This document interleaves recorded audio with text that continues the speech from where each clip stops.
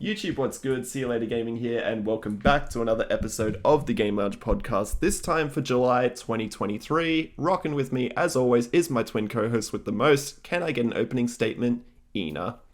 Hey, it's good to be back, and soon probably bigger than ever. Ooh, We've got plans in the motion. we do have plans in motion. And for my opening statement, I hit Platinum 100, baby! I'll get to that shortly with the what we've been playing section, but yes, very exciting. Very exciting. So, for the month of July, we have for our major game releases The Legend of Heroes Trail into Reverie, Oxenfree 2 Lost Signals, Atelier Marie, The Alchemist of Salzburg Remake, Exoprimal, Pikmin 4, Remnant 2, The Expanse, which is a Telltale series, and Disney's Illusion Island for the Switch. Anything on that list that you're keen on? I think it's a bit of a slower month for gaming to a degree. This has been the only month that's a burner. Yeah. This is the only burner month we've had. Everything's been kind of heat up until yeah, we had that like COVID delay games. Nice. It's more like it's kind of like a backlog month. Yeah, totally it is. Which is kind of sick because there's been 6 billion effing games that have come out this year. But on this list, I mean, I'm kind of interested in 2 primarily, which is Exoprimal, which is from Capcom, which is a game about shooting lots of dinosaurs. Yes. And it's on Game Pass. All right, guys, split. So that's probably one I'll try out. And then Revenant 2, which is a like shooter Souls-like game, and the first one was really great. So I've heard nothing but good things about the second one in its previews, which I played through with my friend Toast. Shout out Toast. Yeah, it's gonna be, I think, another banger from that studio. So looking forward to it. Other than that, I mean, the only thing that's like remotely interesting is that Oxenfree 2 is actually on Netflix, so you can play it mobile as well, which is very strange from your Netflix subscription. So yeah, I always keep forgetting about that I've got like basically a library of games on Netflix. Like I have that Netflix app installed on my phone, but don't actually use it to any level. But yeah, I think for that on the list for me, the main one, and something that I wasn't really super across even until I was building up this list, was The Expanse, the Telltale series. I don't know, it's been a while since Telltale put out anything, so keen to check this one out. Like the graphics and art style look a little bit different from, I guess, their typical cell shady type look that they've gone for in the past. It's not realistic per se, but it's definitely erring more on that side with more the smoothed out facial features and that sort of thing, but still more on the animated side. So I don't know anything about the story either, but keen to check it out. It looks like it's kind of space setting, so yeah, it'll be interesting to see how this revival of Telltale goes. Yeah, I have not seen the TV show The Expanse, which this is based on, obviously same universe. Not sure if it's the same story as the TV show, or if it's a extension or whatever. It's a prequel. It's a prequel. Okay. Yeah, I guess it'll be interesting to see if they land it. Because I mean, Telltale haven't put anything out since the last episode of The Walking Dead. Oh yeah, part 3 of Walking Dead. Yeah, I think that was their last project, right? Yeah, and then obviously they've got Wolf Among Us 2 in development. Yeah, correct. Yeah, so I don't know. That's probably the only one for me. Not really super keen on like Pikmin or anything. Yeah, Pikmin's always an interesting one. It's definitely for some people, and those people love Pikmin. Yeah. Did I just kind of look at the gameplay? I'm like, do I just want to like throw a bunch of little dudes at something else that's big? Like, not particularly, but it's cool it exists. Like, I think it's awesome. Like, you know what I mean? It's just like it's like a Game Pass ass video game. Where it's it like, totally is. Yeah. In the sense that I'm saying, like, it's usually like a really fun creative concept that won't sell many units at all, but like is good in terms of variety to have on a platform. Yes. That's what I mean. Yes, very much so. Yeah. Agreed. So that's cool. Yeah. Good for them, man. Good for them. Yeah. Cool. So with that, we'll jump into what we've been playing. So I might kick it off this month. So a couple of games that I've been playing. I haven't really been on the gaming grind too much this past month. Kind of been flipping back and forth between like coming up with some content for the channel, and that like surprisingly takes up a bunch of time, especially when your 9 to 5 Monday to Friday is built out with like a work day, so that's fun. But of the ones that I have played, I've played My Name is Mayo 3. Yes, that game has a trilogy. Who would have thought it? If you don't know it, it's kind of like a dumb kind of platinum game. It's super cheap on the PlayStation Store. It's everyone's like guilty game that they've got on their list of platinums. Yeah, it's kind of gross, but it's just like it's literally just a button masher. There's kind of some story intertwined within it. If you can tell me what that is, and you've got some level of deep level understanding, kind of like Rick and Morty, please tell me. But yeah, another one that I've been playing is Tacoma. So this was one of the games that's been on PlayStation Plus for this month and just released. Super quick game to complete. But essentially you've been tasked with coming onto this ship and exploring why people, well, without spoiling it too much, passed away. And you're kind of like this, I don't know, detective to a degree, third-party person who's come on and need to retrace the steps of the crew members and explore kind of what happened and the fate of these people in the Tacoma and its mission. I don't know, it's kind of buggy, if I'm being honest. Oh, interesting. It's been out for a long time. Yeah, it's been out for, yeah, and it's also, I'm playing it on the PS5, and it's a PS4 game, so you'd think that it has more capacity for whatever was there, so I wonder if the glitches are baked in. It always happens so to go to different branches of the space station, you need to catch this like elevator essentially that takes you down to those different subsections, and it always crashes on the elevators. Oh, so it's strange. Like, yeah, it's weird. I had a similar thing with like Star Wars Jedi, where it would just always happen on elevators because it's obviously a section that they use to just like load the next scene. Cursed elevators. Yeah, basically. Chunk loading. Yeah. But that game's okay. It's very quick. I've got a couple of bigger ones that I've got coming up on my list that I want to finish off. I know one of the ones that I'm kind of trying to set up is Lego Star Wars. That one, because that was, yeah, this is one of the ones that I've got on my list. It's like a back catalog game. Want to jump in and play that. Also have on my list that I've just downloaded the Guardians of the Galaxy game, which came out last year. Good video game. Yeah, I've heard good things. Underrated. Yeah, I've heard very good things. So keen to give that one a crack as well. But alas, the other games I've been kind of playing is Gang Beasts. Just was kind of looking for a game to play with some friends that's like very chill, don't have to worry about it sort of thing. Just jump in, be stupid. Played this game long time back with Braden. I remember at the time I reached out to the studio like Bone Loaf and they gave me free copies of it, which was crazy. Yeah, and now that like they're bigger and like Gang Beasts is like a certified title, but kind of nuts. Yeah. And then the final one, which has kind of been was my biggest one, and I'll get to this in a second, but it's The Last of Us Part 2, which was game and platinum number 100 for me. Now, this game took a little bit longer to platinum than I had wanted to or semi-expected it to. And that's because scene and chapter select for this one to go back and collect collectibles is actually a kind of dumb system. So you're actually meant to do it off the autosave file, which generates at the end of the game. I didn't realize that. And I jumped into basically the first chapter of the game to collect one of the collectibles that I'd missed in that chapter. And so I was dropped into Jackson, collected my collectible, backed out to the main menu. And because of that, I'd overwritten my main game save file. So oh no, I was back at back at square one with one collectible in my collection. So, like, obviously, I'd played this game through, whole story, and I was just going to go do the collectibles and all that sort of thing.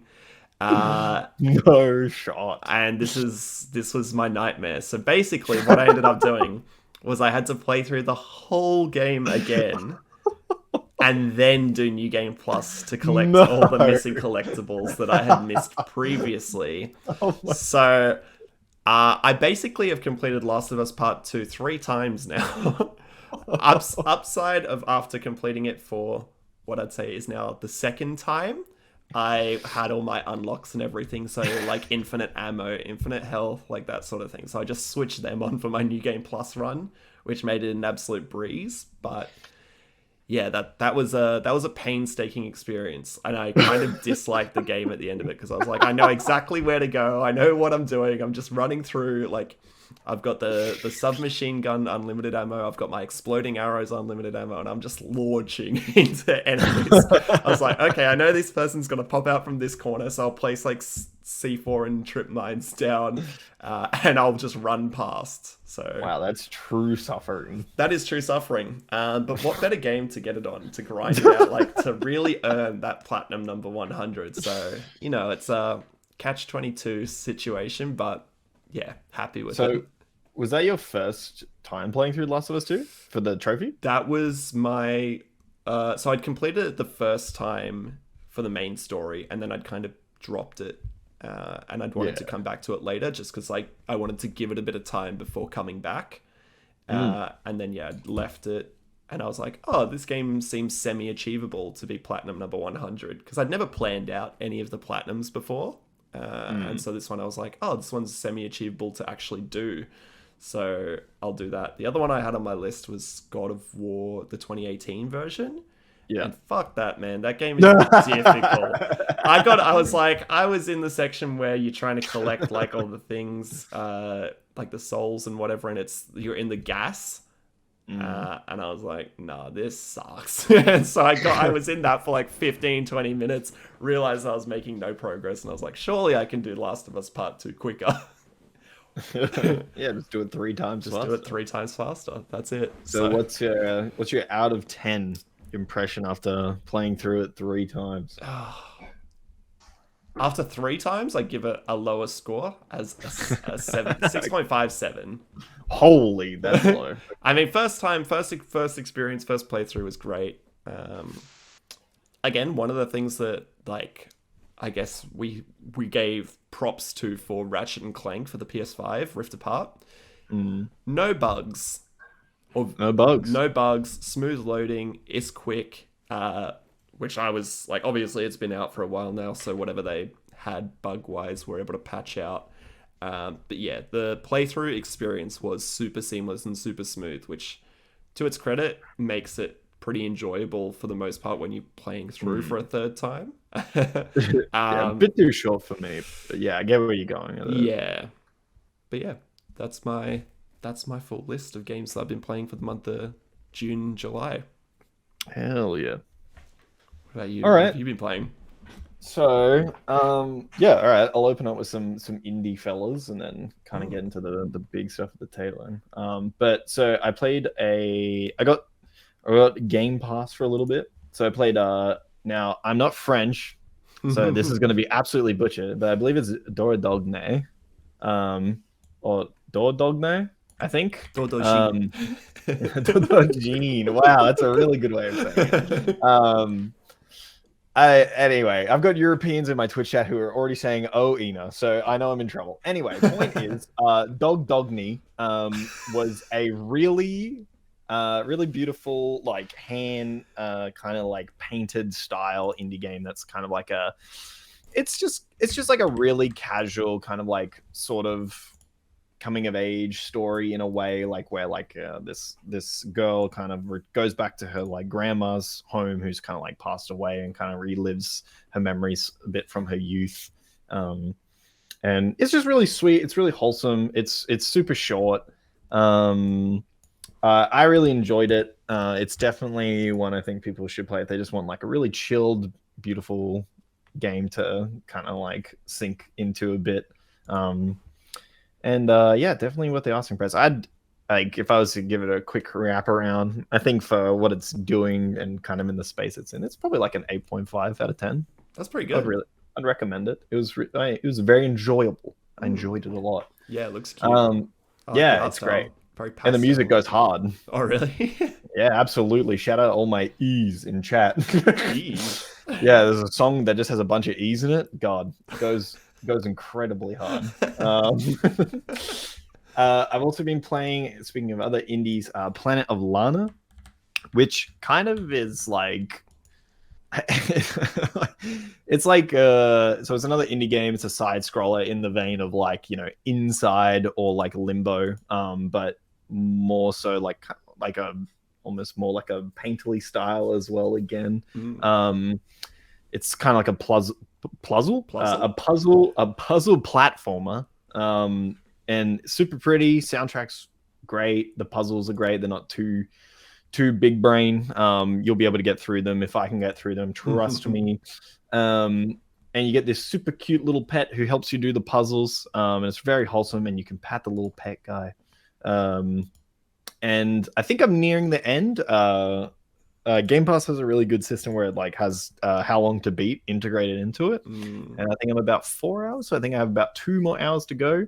But yeah, if you're looking for a side scroller kind of puzzler game with, you know, one of those kind of games where you figure out the story as you go along. But the quiz notes of it is basically the planet you're on is being invaded by some sort of mechanical alien race, and they're trying to capture people. And that's kind of like the long and the short of it. And you're kind of like figuring out how to kind of go through that while like avoiding all these little mechanical fellas. But yeah, I'm really enjoying it at the moment. It's probably like 7.5.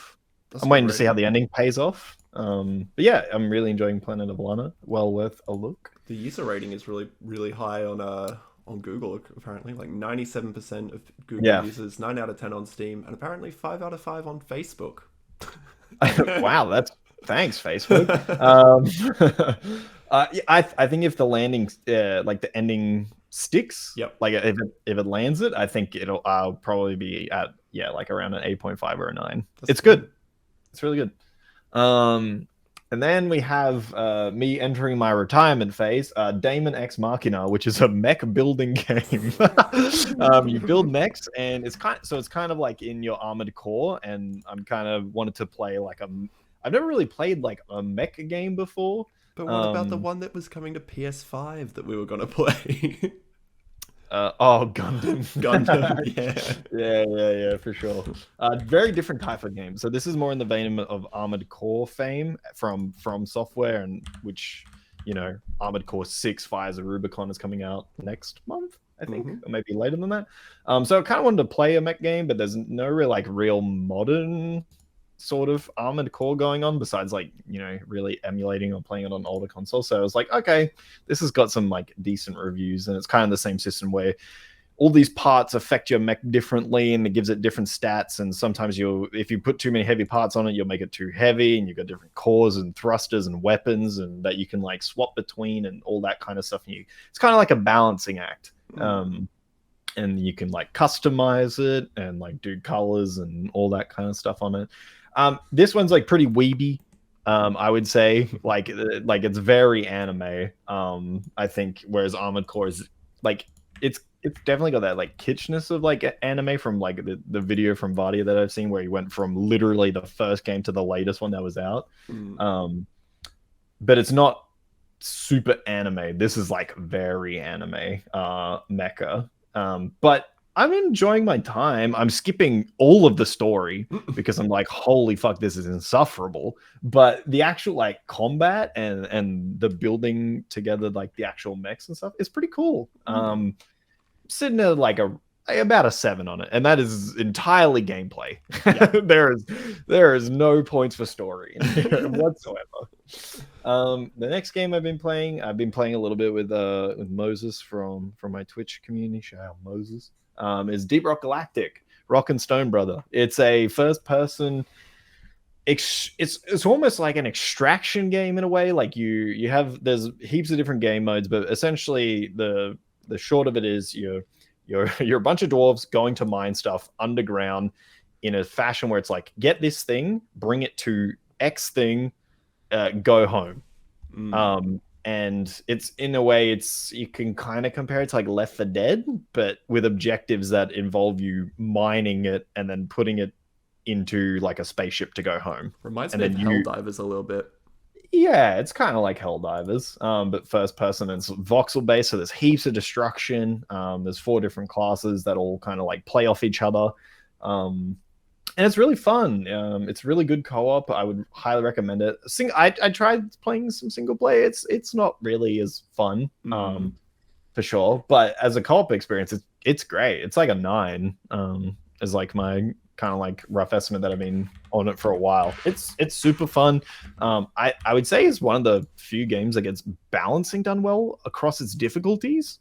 I would actually say, like, when you tone it to a level, you're like, yes, this like actually feels right. Like when you're playing it, you're like, when you're like, sometimes in games you bump it up one more difficulty and it's insufferable, and you're like, holy shit, that is like definitely not the second highest from the top difficulty. Like, this is what you would expect almost top difficulty to be at. This game is like perfectly balanced, which is insane. It's really good. Would recommend. The next one, GTA 4. I don't know why. I've beaten GTA 4 before, but I was just like, you know what, just send me back. I just want to play as Nico Bellic and go through the story again. Because in my head, when I played this, I was about 14 or something. Yeah. And I remember it being really good and remembered really loving the characters and thinking the story is great. I'm like, does it hold up now to me at the moment? I'm sort of only like a little bit through it, and I'm like, yeah, it's still good. It's still good. I'm glad I'm not playing on console though, because holy shit, driving and the cameras on like I tried to play it on my Series X and I was like, fuck this, and then I went to keyboard and mouse. I'm like, this is way better. Yeah. Funny story, I never finished GTA 4 solely because I played it on console. Yeah. I mean, I'd recommend it. It's regarded as one of the better ones. Oh yeah. Like, I mean, they're all kind of regarded as good at S tier, but like 4 is amazing. 4 is like still holds up to me visually. I'm like, wow, holy shit, I can't believe what they did with like. I mean, the more and more I get older, the more I think that the PS3 and the Xbox 360 era was a fucking miracle. Like, of just what they could push on those consoles is like nuts. And I still think 4 looks pretty good for how old it is, man. It's pretty remarkable. 4 was in that weird like PlayStation, Xbox era where they put like the gray filter over everything, though. Yeah, it was like a victim of that. Yeah. Well, that was just those consoles in general. Yeah. Everything was a victim of brown, gray, and like it was just a strange time where they're like, I guess they thought brown and gray made things like realistic, or like a real green filter. If we're talking about Fallout 3 and stuff, where you're like, Jesus, like, all right. But yeah, I mean, it's GTA 4. It's still good. And then this is an interesting one for me. I'm playing Final Fantasy 1. Interesting. The original. I got myself the physical copy of 1 to 6, the Pixel remaster from Hong Kong. Shout out Hong Kong. God bless, because they were the only people selling it at like normal retail price. I had to get it off eBay because Square Enix decided they hate money and didn't just mass print this. They just decided that they were going to sell it through their website and then never again, which was really strange. So I got my copy from PlayAsia. Oh, well, no, I got it from eBay because it was even cheaper than PlayAsia.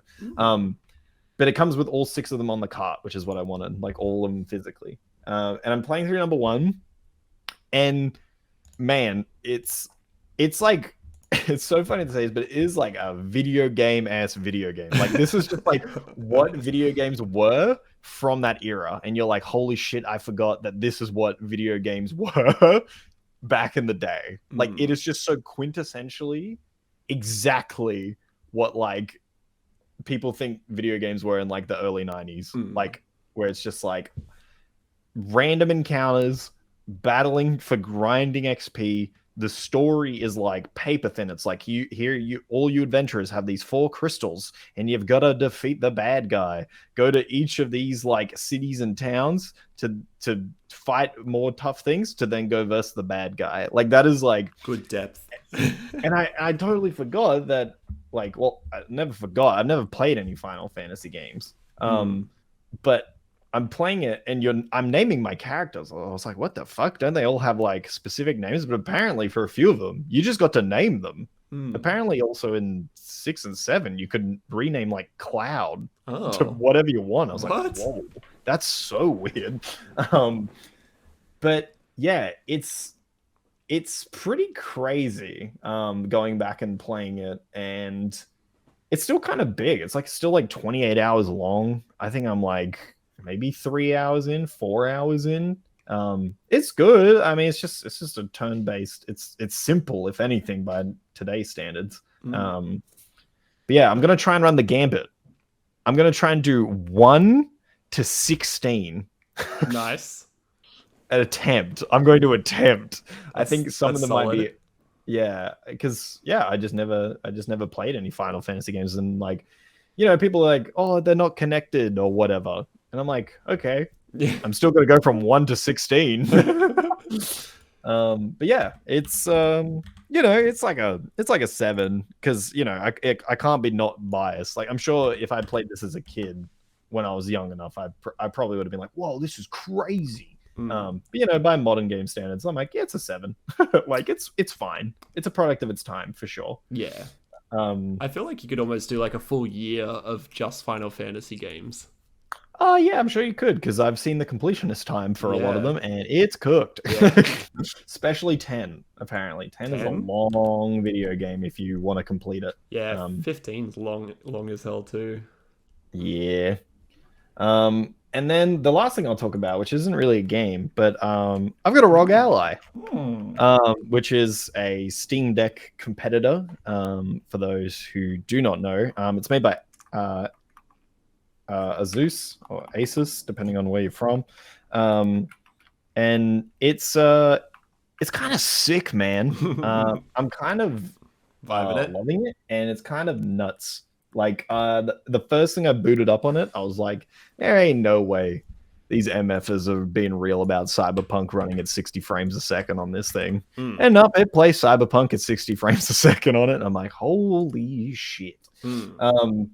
But primarily, man, I've just been using it to kind of play like a lot of these indie stuffs. Like Planet of Lana I've been playing on this. And because it's just a Windows 11 handheld, just cloud saving Daemon X Machina, because that game is also on Switch. So I'm like, oh, surely this is powerful enough to play it. And yep, sure is. 60 frames a second, 1080p.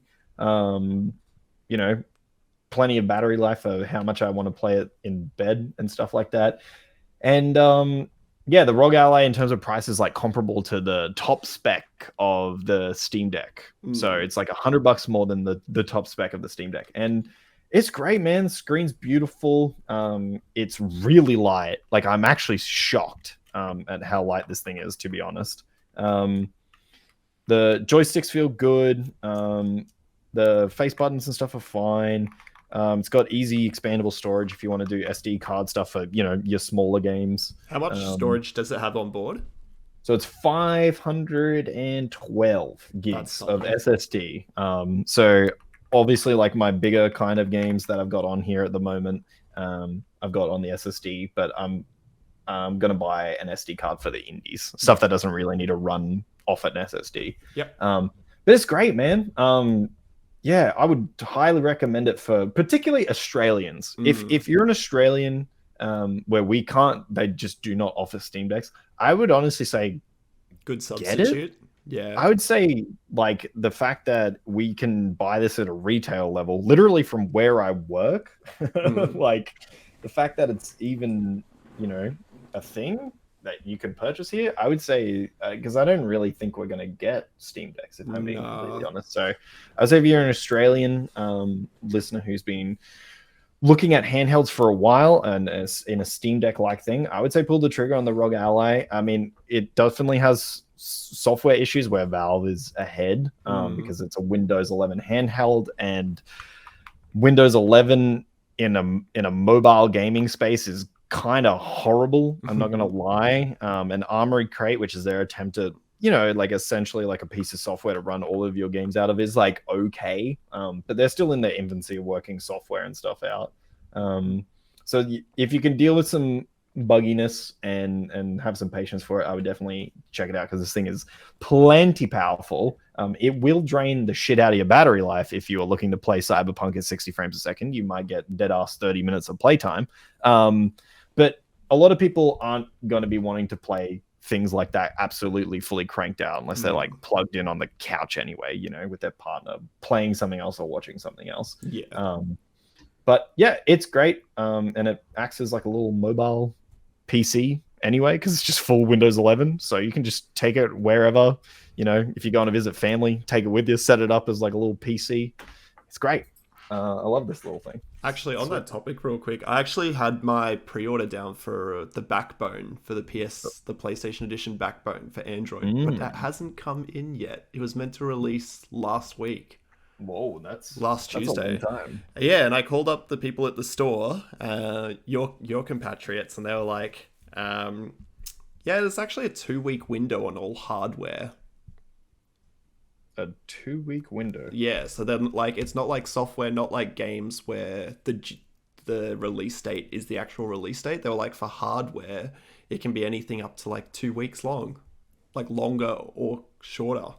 Now, I don't mean to throw my brother in the truck, but you've been absolutely lied to. Yeah, I'm sure I have. Like, I was like, that's so bullshit. Why not give me a window release date then? Why put out on the website? I reckon that's just like they never got stock. I just want your money. Basically. So I got the carry case for it. They gave that to me, but they didn't have the actual item. Hell yeah. But anyway, I think that'll help add to my what I've been playing list in the future. Yep. Excellent. Anyway, we'll jump into the regular old gaming news for the month of June, July, I guess. So we'll kick off with this first one. Do you want to take this away with?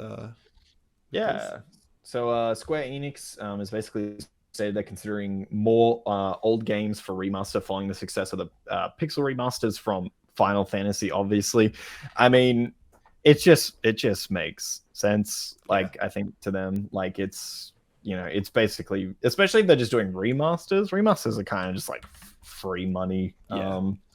And I mean, yeah, the pixel remasters have been highly sought after.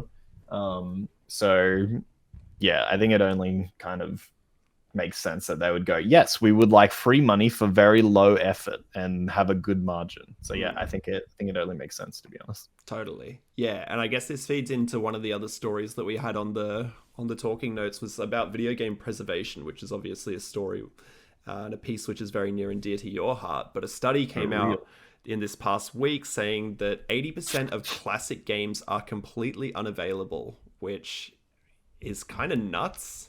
To think that a vast majority of games have just been lost to time, and for one reason or another are just not available anywhere, which is crazy. It's like, to me, as like someone who's pretty passionate about the field of game preservation and stuff, this number doesn't even remotely shock me. I'm surprised it's not 90%. I'm surprised we got 3 of it back. Yeah. To be honest. Which really sucks, because it's like, sure, classic games, like a lot of the stuff they're talking about is like very primitive early stuff. Yeah. And a lot of early RPGs and stuff out of Japan and things like that. And compared to today's games, very simple, but it's like that's like the origin. And we're missing 90% of it, or 87% of it, which is kind of sad, to be honest. It's crazy.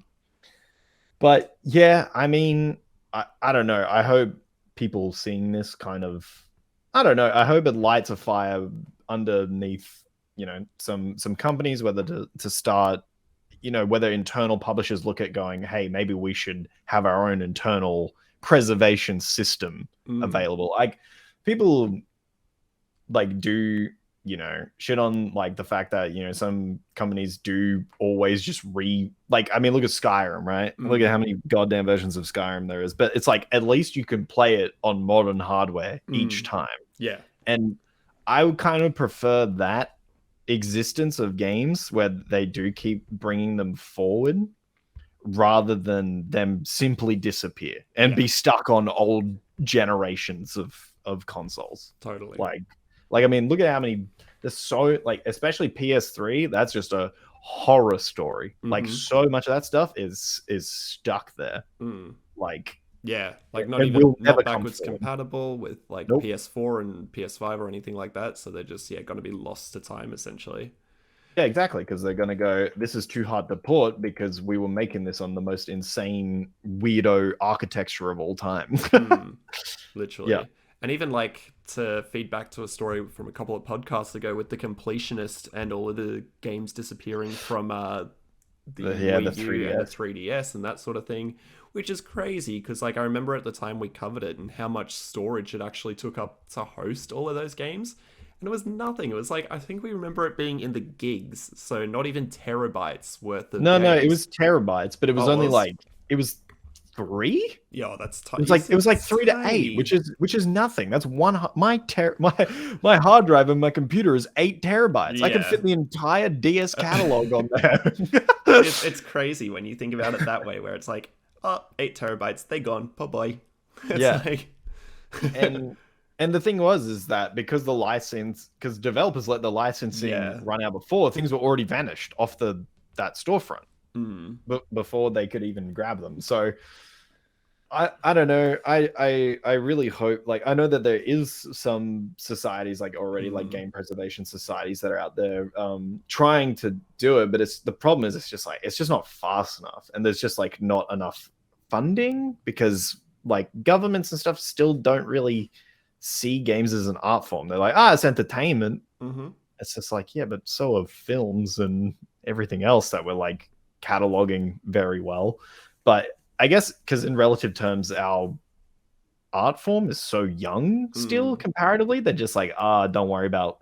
I feel like it's probably the same for like each medium when it was at its inception. Like I'm sure 90% of most things from its first 30 years probably don't exist anymore in any capacity. But it's like we kind of have the know-how to know better.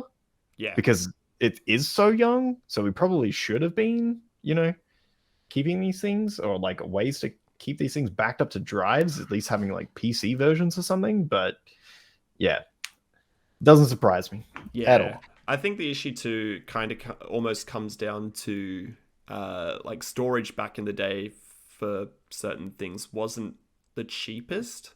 And I think like obviously generationally we've seen storage become more accessible and much cheaper. Like even if I think back to uni days or whatever, and I was carrying around, or even high school where I was carrying around an external hard drive, and it would be like 500 gigs and it costs like $200 or something. And now you can get like an 8 terabyte hard drive for $100 or $200 or something like that. So I literally think my 8 terabyte hard drive was like $105 or something. See, it's cheap like comparatively. So I think that's been part of the issue too. But hopefully as like more things and storage becomes more accessible and cheaper and that sort of thing, we then see hopefully more games preserved and not lost to time, because it is very sad to know that they are completely unavailable.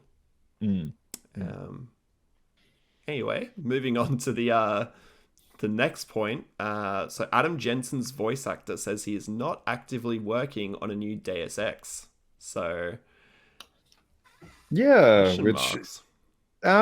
to me it's not surprising. So it's basically I think it was a fan on Twitter literally said, "Hey, confirm right now.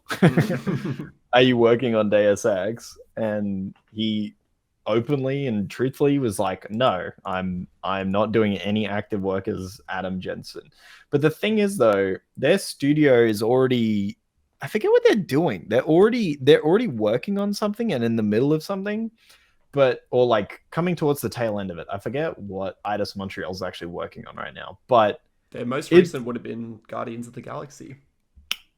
Yeah, but then Because I think wasn't there a change of hands with like the Embracer group Yeah, recently as Embracer well? Group has them. Yeah, that's right. But I mean, I think the thing is to note is that Embracer knows Deus Ex is a very important franchise, and at this point, because it's been so long, off merit of how long it's been, it will sell millions of copies. Yes. And also, I just think the cyberpunk / future theme is really strong at the moment, and will probably continue to be really strong.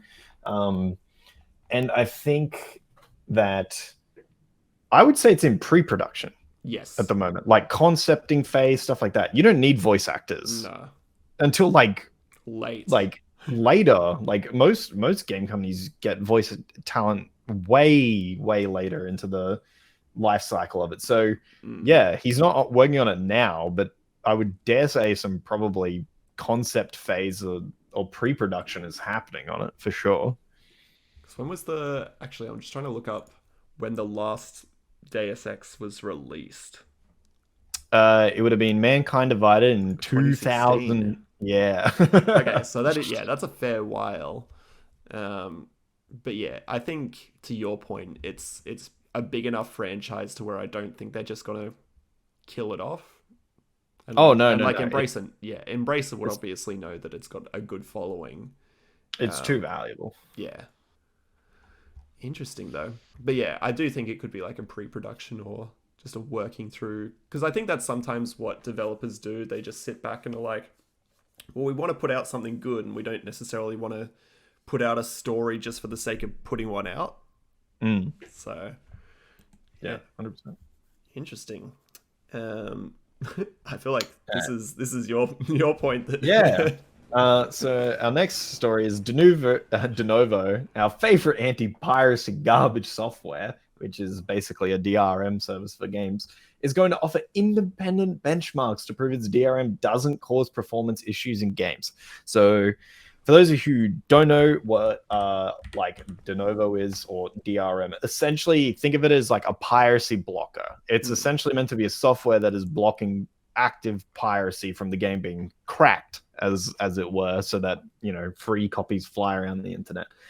However, Denuvo has a terrible reputation of making performance in games worse, like actively, and it's been proven many times by people way smarter than me. I mean, it is I think Digital Foundry, I think they've done heaps of videos on like DRM stuff and Denuvo being in games and making it like actively worse, and then having a mod which takes out the DRM and the game runs better. And it's and these independent benchmarks, I don't know if I'm buying it, Chief. I don't think they are going to be so independent. We've heard that many times throughout many industries. Yeah. What's your takeaway on DRM and Denuvo in games and stuff? Look, if I understand why it's in place, like obviously we want people to be paid for their work and that sort of thing, but if it's coming at the detriment of the performance of the game, then it's doing more harm than it is good, because obviously people will look at that, and if there's issues with the game because of this like anti-cheat or whatever software that's involved with it, then yeah, it doesn't bode well for it. And it's probably like, it's because it's always running that it's going to cause those issues. It's not like a just at launch of the game where it's going to check, hey, is this a legitimate copy, etc. It's most likely running continuously through. It is running continuously. Yeah, which is probably where all the like issues start to I don't know how to layer up. Yeah. Yeah. I get what you mean. Yeah, I'm not a big fan of Denuvo. I think it's pretty bad in terms of performance for most games. I think realistically, the only ones who can use it more effectively are like the ultra optimized games that are like already insanely optimized. Could probably be the only ones that really take it, because yeah, it is a constant thing that's running. Yeah. And most games that run it take it out after like 6 months, because the game's already been cracked anyway. So like, yeah, you know, it's just a temporary stop block that I really wish, I don't know, developers had a different way of getting around it rather than having to resort to it. But Interesting. Next topic that we've got up here is Baldur's Gate 3 moves forward into August for PC players. And obviously we think it's to avoid that Starfield release window. I think it's pretty clever of them to do this. Baldur's Gate's been in the news for a couple of reasons this week. Yeah, a lot of bear action. Yeah, to put it lightly. So, I don't know, all press is good press? Question mark? Yeah, I think this kind of had to happen. Like, you either move it forward or backwards. And I mean, I'm pretty sure the PS5 version of the game is getting delayed to November, and PC is getting moved forward into August because it's had a lengthy period on early access anyway. So they're probably thinking our PC architecture is good enough, our content's already there. No doubt most of the bugs and that sort of thing as well. Especially on the PC front, because they're primarily a PC first studio instead of the consoles and stuff. So I think it makes sense for them to move it forward and to go, hey, you guys are going to have a month of this before Starfield is out. Because I think it's very brave to be in the month of Starfield. I think it's very brave and quite stupid. I think Starfield is going to be astronomically large. But I mean, hey, if you think about it, this is not going to PlayStation. So if you're probably a PlayStation exclusive, you're probably fine. Yeah. But anything else is, I'd get out of the way. No, totally. If I was an indie, if I was a AAA game, I'd probably be like, hey guys, we'll see you in November or December. We'll see you there, because ain't no goddamn way I'd go up against that thing. Totally. Yeah, and I mean, even looking at like the August release window for games, it's looking again sort of like a back catalog type month. Like, yeah, you've got Baldur's Gate 3. Yep. Armored Core 6. I think that's going to be bigger than most people give it credit for. I'm just going to say it. That's a huge hitter, I think, actually. And then Immortals of Avium, which I remember we saw as well, which 50, the first person magic FPS, yes. So that's the August release, like bigger games. So yeah, I would say it's a good choice to jump in there. Yeah, definitely. And then September is pretty stacked. Yeah. So no, I think clever to move forward, especially if they're pretty confident in their title. Which is crazy, by the way, because when was the last time we heard about a thing moving forward? Yeah, very rare. It's always it's never forward. It's always back in the game industry. So that's crazy. Yeah, very crazy. Speaking of crazy, segue, massive segue. Good. Street Fighter 6 hits 2 million sales in 5 weeks. Now, for a lot of people, it won't sound like a lot, but in fighting game terms, that's a lot of copies. Because fighting games are like, honestly, pretty niche. Yes. Like, most fighting game companies kind of are just like, hell yeah, 1 million's our goal. Like, because it's a really niche field, considering it's most of the time it's just, PvP, and it's a 1v1, and most people don't like getting smoked in 1v1s. But 2 million sales, they want to predict 10 million by, I forget which point, but they're on track to hit it. And I think the reason why it's doing so well is that PvE mode, that World Tour mode, where you get to make your own goofy character and go around punching grannies. I think that mode is really doing a lot for the casual player base that don't want to fuck with any PvP stuff. Yeah. So I think this is huge, especially in 5 weeks. 2 million is massive for a fighting game. That is really good. Comparing it to other fighting game total sales, it fits in at around the 28th or 29th mark. So that's right between Soul Calibur 6 and Marvel vs. Capcom Infinite. And it's 5 weeks. This is 5 weeks in, not even lifetime. So that's pretty good. Yeah. I think it'll do well. What do you think? Blind guess. Top two. Well, let's just do top two. highest selling fighting games of all time, and double points if you can guess the units. Mortal Kombat 2? No. No? Is it a Mortal Kombat though? It's not. It's not a Mortal Kombat? No. That's crazy. What the hell? Is it? Surely it's one of the big names though. Street Fighter? Yep, Street Fighter 2 was number 2. Yeah, that makes sense because there's about 30 billion different versions of Street Fighter 2. So they're probably putting them all together. Yep. Ah, God. And is that number 2 or 1? That was number 2. Can you guess the units on that? Oh, God. 60 million? No. 15. Oh, never mind. So- there's a lot of versions of Street Fighter. So if you guess number 1, I'll give you a hint, it's double the amount of units. 30 million units? 30 million units. Mortal Kombat or another... Is it another Street Fighter? No, it's not Street Fighter. Or Tekken even. It's not... What the fuck? Soul Calibur? No, Soul Calibur is pretty far down on the list. It's Super Smash Bros. Ultimate with... We don't count that. That ain't a real thing. I just pissed off so many people in the comments. Yeah, no, that makes sense. Yeah, Ultimate. Yeah, of course. It's on the video game sales wiki. Wow.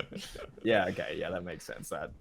Smash, of course, is going to fucking sink everything. Yeah. They got everyone in there. They do. Except Waluigi.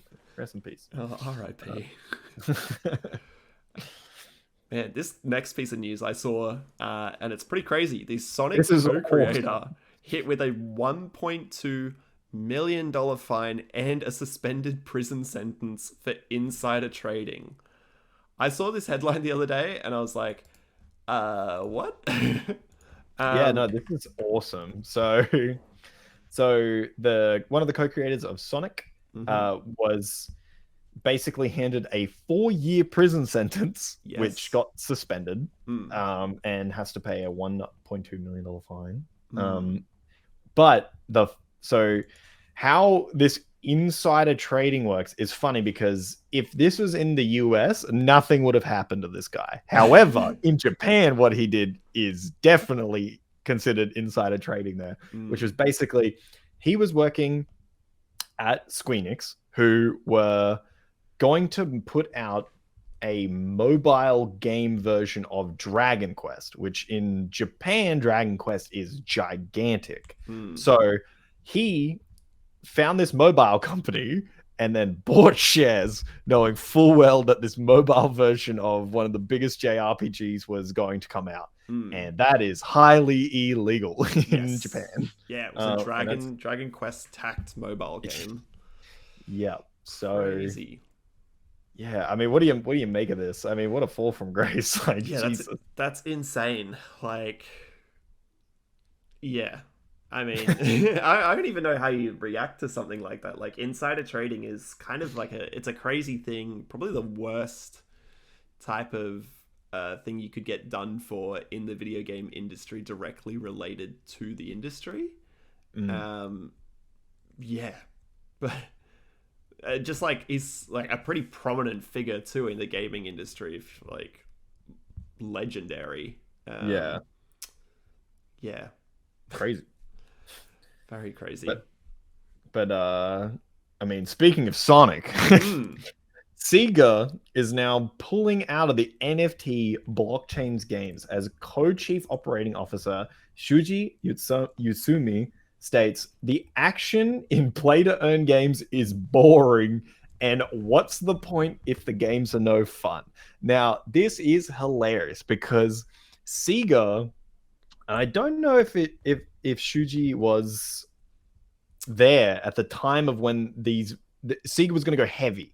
They were going to go so heavy, pretty much every game that they were going to be making. I think it was like 6 or something. Yeah, it was like them and Ubisoft were like big on it. Yeah. And then this guy comes in and he's like, so SEGA has actually scrapped all of them. Every game that was in development for Web 3.0, NFTs, blockchain-based games are now ceasing production. Because he's like, it's not fun. And it's like, it's almost like we were trying to tell you this 2 years ago, but that's okay. At least they've pulled out now. This is a huge W. Yes. For them, financially. Oh, massively. I mean, yeah, there's a couple. What do you make of the statements from our man Utsumi-san here? Well, I mean, we've been pretty vocal with our hatred towards NFT and blockchain games in general. But I don't know, it's like, in general, just NFTs have lost their value substantially. To put it in retrospect as to other NFT market movements, again, in the news recently, Justin Bieber's Bored Ape.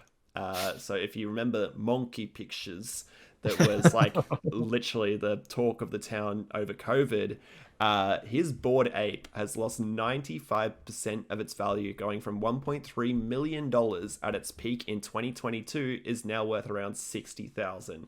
Now, $60,000 is still a significant amount of money. Not gonna mull or say anything down on that in any way, because that's huge, but also crazy. And I think it's just from like a major backlash within the gaming community. Sega and Capcom have kind of been on their stride recently, in terms of what they've been doing with their releases, etc.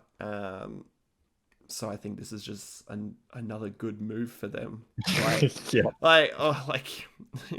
it's like the momentum is rolling for them, and this is. Yeah, like literally to Shuji's point, like what's the point of games are no fun? And I agree, those like play to earn games are boring. It's essentially like the comparison would be mobile games where you need to like have time investment into them, like the ones where Farmville. Yeah, exactly. Like similar comparison to that. There's no like I don't see the fun in those games. It's like okay, and I'm probably offending a big portion of the mobile community. Yeah, but see, the thing is though, who gives a fuck? Exactly. We're here for the core gamers. Yeah, that's right. We're here for core gamers. But yeah, no, totally. I don't think those games are fun where you know, oh, let me harvest my crops and come back in 10 hours to harvest some more. Like, what? No one can sit there and go like, yeah, this is a thrill. Yeah, I'd really love to know more of the backstory of this guy in particular, whether he like specifically went to places and he's like, show me your Web3 game. And then he played it and he's like, I'm bored as fuck. What are we doing here? Like, yeah, totally. And also, I mean, SEGA just printed how many millions of dollars from their Sonic films, which were randomly gigantic, like actually massive films, and the release of Sonic Frontiers, which popped off as well, and all their other Sonic shit that they've got going on. Plus they're like the publisher for like Atlas and stuff, I think, or at least joint cooperation. So when it comes to Persona and stuff, they're like doing all that shit like amazingly. They don't need it, is what I'm saying. If anything, this would run them negative. And I think that Utsumi has been like, there is no effing way we are doing this. Yeah, I think that's kind of to the point of like, he's realized it's a cash grab. They've got other revenue drivers within the business, like the Sonic movie, like Frontiers. You know, there's other things like the Atlas games as well, which However, meanwhile, at Ubisoft HQ has had the strangest blockchain game reveal on not its main pages, but a YouTube channel with blockchain bot followers and to no mainstream advertisement. The game is called Champions Tactics Grimoire Chronicles. Name a more basic fucking name if I've ever heard one. It is described as a PvP tactical role-playing game. It states, assemble a team of mythical heroes engaging in thrilling tactical battles against other players and discover the legends of the dark and mystical world of Grimoire. Hey, ChatGPT, so it's basically... give me a generic one-line statement for team game in mystical world.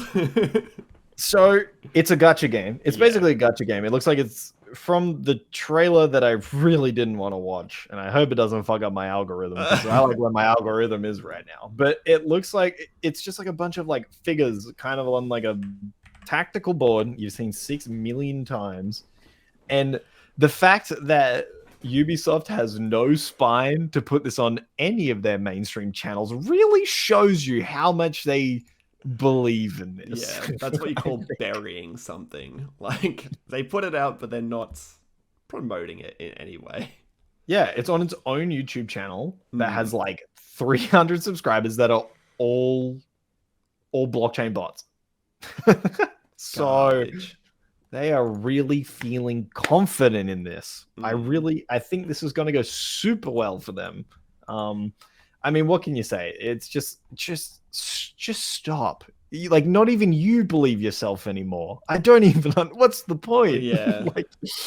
like, why would you not? If you're really trying to push this blockchain game, why would you not use your, like, sure, you're just going to keep damaging your reputation, but you're already there. So just full send it. Like, put it on the main Ubisoft page if you're going to do it. What's the point in not? Like, your idea is to capture market, not try and grassroots start it with a bunch of bot followers. Like, I don't understand, but insane. Yeah, it's really yeah, they should just double down on it. Like, if you've got it if out, they want to.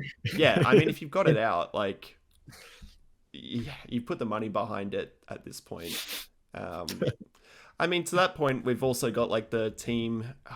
The name is escaping me, but the Gollum team that just shut down basically. Oh, Daedelic. Yeah, Daedelic Entertainment, where they just got shut down for their game.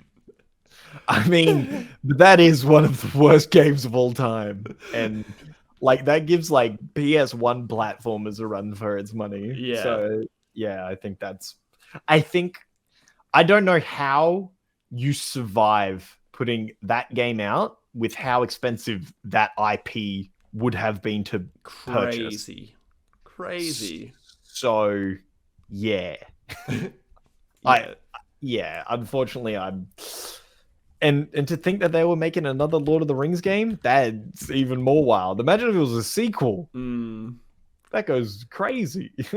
Yeah, it doesn't bode well, but I guess we'll never see what we'll never see it. Thank God. Yeah. Probably spared. Crazy. But finally, for the biggest news of the month of June, July, big talking point, Microsoft has won its FTC fight to buy Activision Blizzard. Judge Corley has denied the FTC's preliminary injunction request. So, the statement that yes, Judge Corley gave was, Microsoft's acquisition of Activision has been described as the largest in tech history. It deserves scrutiny. That scrutiny has paid off. Microsoft has committed in writing, in public, and in court to keep Call of Duty on PlayStation for 10 years on parity with Xbox. It's made an agreement with Nintendo to bring Call of Duty to Switch, and it's entered several agreements to, for the first time, bring Activision's content to several cloud gaming services. This court's responsibility in this case is narrow. It is to decide if, notwithstanding these current circumstances, the merger should be halted, perhaps even terminated, pending resolution of the FTC administrative action. For the reasons explained, the court finds the FTC has not shown a likelihood it will prevail on its claim to this particular vertical merger in this specific industry may substantially lessen competition. To the contrary, the record evidence points to more consumer access to Call of Duty and other Activision content. The motion for a preliminary injunction is therefore denied. Crazy. Which basically means Phil Spencer is in the office. He's corking the goddamn champagne. They're running around naked, probably. They got it through. And according to like a lot of people who normally know FTC's actions, most of the time they do not chase after something that has been denied. Yeah. Typically. Whether they want to just be a pain in the ass is another story. And it will remain to be seen. Thoughts? Yeah, crazy. Thoughts? Like, it's been kind of drawn out with the process and everything. I think we were starting to talk about this late last year when it was initially announced. Obviously, there's been a bunch of people trying to block this, mainly Sony, in just the rights of competition and keeping the industry fair, etc. But there's been a couple of interesting findings. There's been some insane shit that has come out from this game. Now, I think anybody who's listening is honest to God, like up until this point of all this extra shit has probably been so bored of this shit because it's been around too long. It's boring as fuck. But like, please, someone just make a goddamn decision so we can get this out of the news cycle and onto something else. But the last week has been nuts. I mean, you've got Phil Spencer out here in motherfucking court being like, we are third. On record, just be like, we are straight ass third. Yeah. We have lost. We lost the most important generation where people were building their digital libraries in Xbox One and PS4 era. We lost that shit. We are goddamn behind on like physical sales. We cannot keep up. Like, it is crazy the shit that both sides have been saying, and it's just like straight out in the open. What's some of the stuff that you found to be the most interesting? Yeah, I mean, there's a couple of things that are less interesting than others.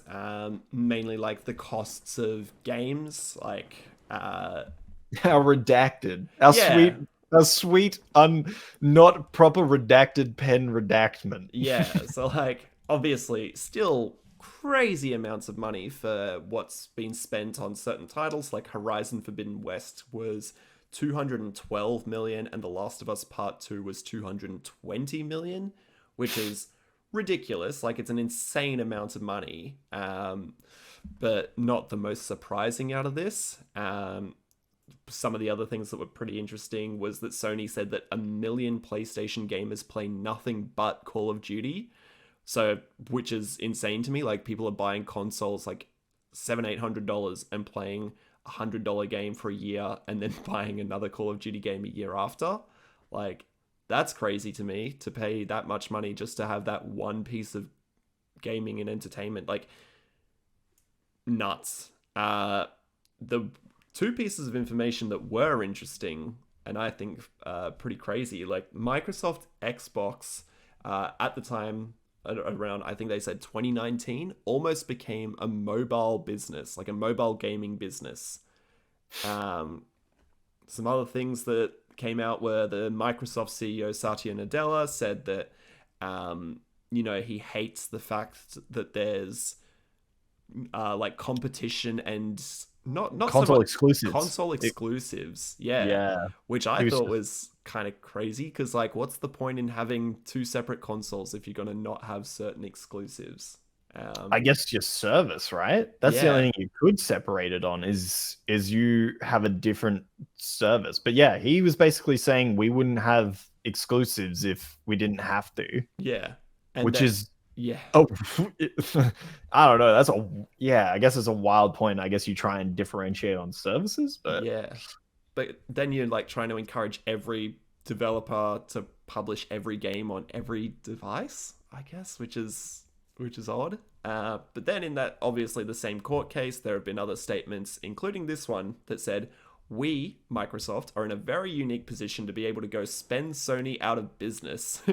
And then they were like referencing how much money they had to get ahead of their rivals. Namely, in that list, you've got Sony with with PlayStation, but that's also including Google and Amazon by bringing new games to the Xbox Game Pass first. So it's practically impossible for anyone to start a new game streaming service at scale at this point. So obviously talking to things like Game Pass and getting things out day one on their platform, which obviously we've spoken to at length on this podcast in recent history. Which is funny. Like, this just to me seems like a shotgun blast from the hip to kind of like almost like an ego check. But that sentence is just crazy. It's practically impossible for anybody to start a new video streaming service at scale at this point. I don't believe that. Google and Amazon have fucking infinite money. Yeah.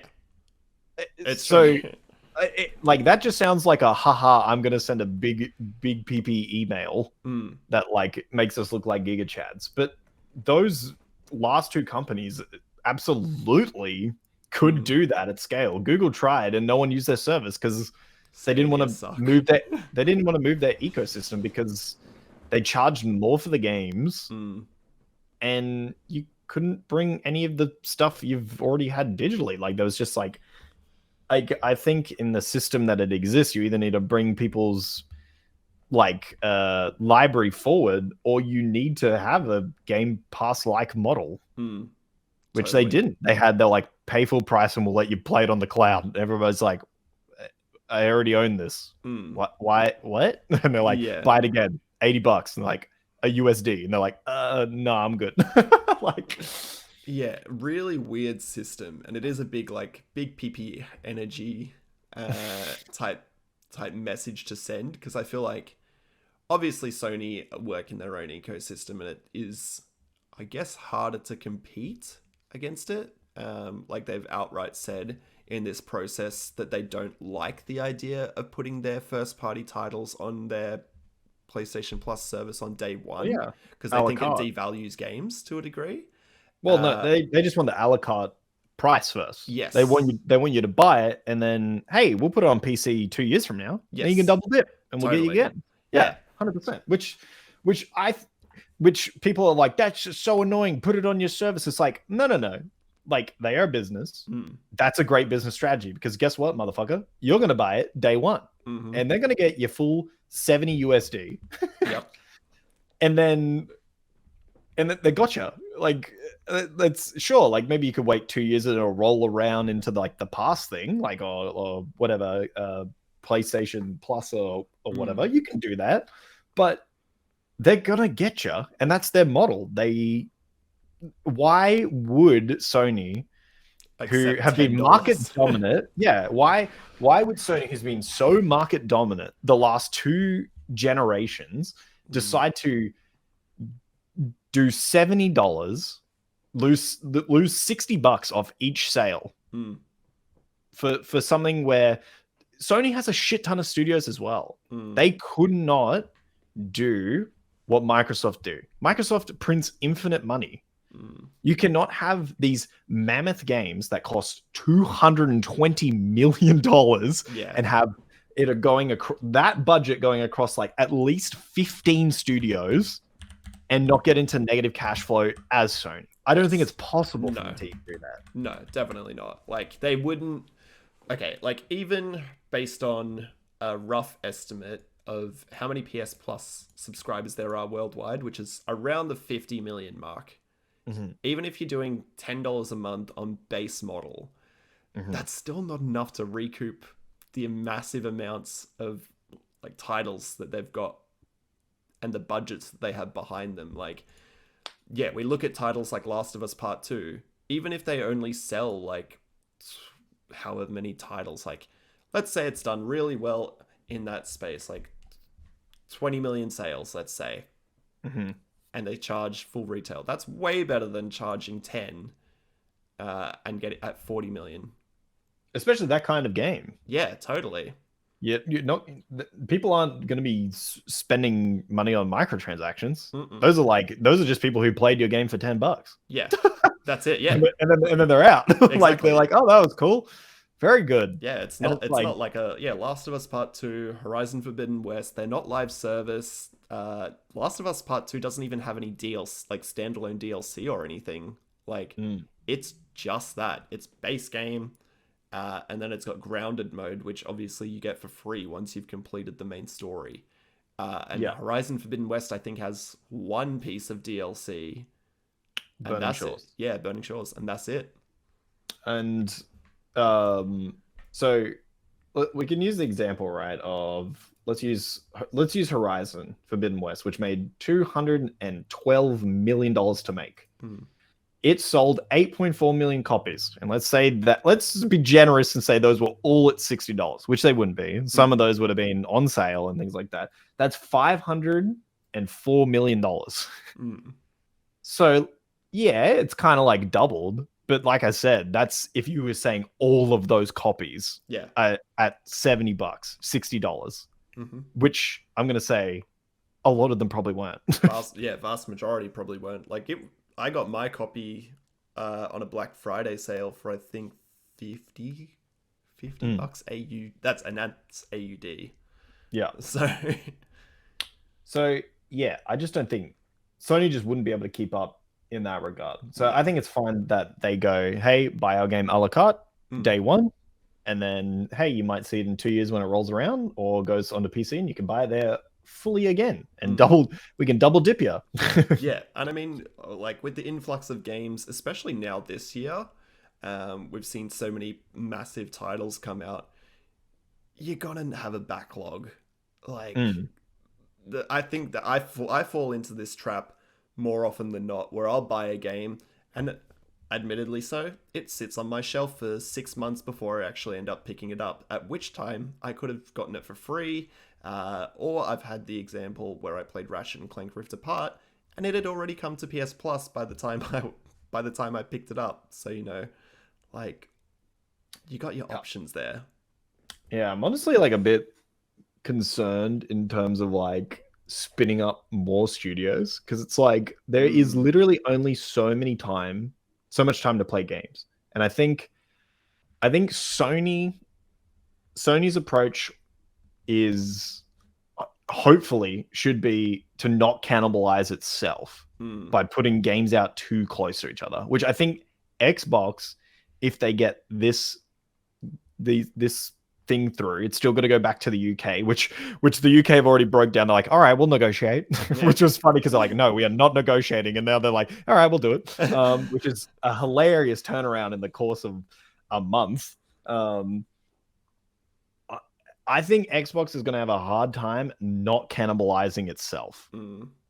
It's tough when you own so many studios now, because like, yeah, I think Sony has done a pretty good job historically for how many first-party studios they have to not have too many games come out within a similar window. Horizon's a bad example because that released in like the worst timing ever for their 2 games. Oh, yeah, but in terms of first-party though, I mean overlapping first-party. Yeah, like, you don't want to cannibalize. They've done well. Yeah. Because especially, with a studio like you've got Bethesda, you've got Activision, you've got, I guess, Minecraft, Mojang, but they don't chuck out a whole lot of content or video games. Then you've got all the other, like, in-house studios on top of that. You know, there's some big ones in there. You got Coalition, you got 343. Yeah, you've got shit tons of them. You've got Playhouse games and stuff. It'll be interesting to see what happens. I mean, like, whether the FTC decides to be like, haha, no, let's go to a higher court or whatever. If they don't, literally Microsoft's last hurdle is to go back to the UK and negotiate to get the deal through, and then it's done. They've got Activision, which is going to be very interesting to see what happens there. Yeah, it'll be interesting to see how this one unfolds, and I'm keen to see if any more semi-redacted statements make their way into the news. I think that's one of the best parts about this, because it happens with every major like game and publisher court proceeding. We always get some little tidbits out of it, so yeah. Oh yeah, massively. Crazy. But I think that about wraps us up for the month of July with our news. I think I'll throw it over to you, Eenaa, for a closing statement. I mean, let's do a little... I mean, it's going to be a long closing statement. The Game Lounge podcast, as you know it, might be something different soon. Me and Zia have sort of been... Well, I was thinking of something I've been wanting to do for ages, and it just so happened to align with what Zia has been thinking of doing something for ages, which is we're not too sure if this will be the last Game Lounge podcast, but we have an idea for a brand new channel that is based around podcast content. We're still kind of throwing around names, but essentially there's going to be 3 main podcast types on there, which will give more information when basically, you know, they're all done and ready. But basically we'll have our normal podcast, which is, you know, talking about gaming news and what we've been playing and all that stuff. We'll then have basically a game club podcast where we will pick a game each month that we'll both play and then come together and discuss and talk about. And then we'll have one which is like a specific question based around games. So questions that are kind of more like timeless, like, you know, your top 5 childhood games that characterized who you are, or, you know, stories that you think have a meaningful impact still into today's gaming world and stuff like that. So just kind of singular question based podcasts, and those are going to be 3 that we're going to be attempting to do on the channel, but no full details yet, but that's kind of what we've been thinking. So yeah, so it won't be so much the Game Lounge podcast anymore. It might just be the game umbrella. Yeah, exactly. But yeah, definitely something that we're excited to share with you soonish. Obviously, yeah, as Eenaa mentioned, still working out some details on names and that sort of thing, but yeah, we're very keen to get this one up. Chat, obviously, if you have any thoughts, we'd love to hear them, as you're our biggest supporters tuning in on our Twitch. Tuning in live, which is, yeah, massive. But yeah, hopefully you guys are keen to adopt this. It'll mean a lot more content out of both. It's just more content. Yeah, that's it. It's just more content for free. Exactly. So yeah, hope you guys are excited about this new journey, new adventure. And yeah, I guess I don't really have anything to add to that, really. That's the big crux of it. I think this is just where you say pog like 3 times in a row. Pog, pog, pog. There you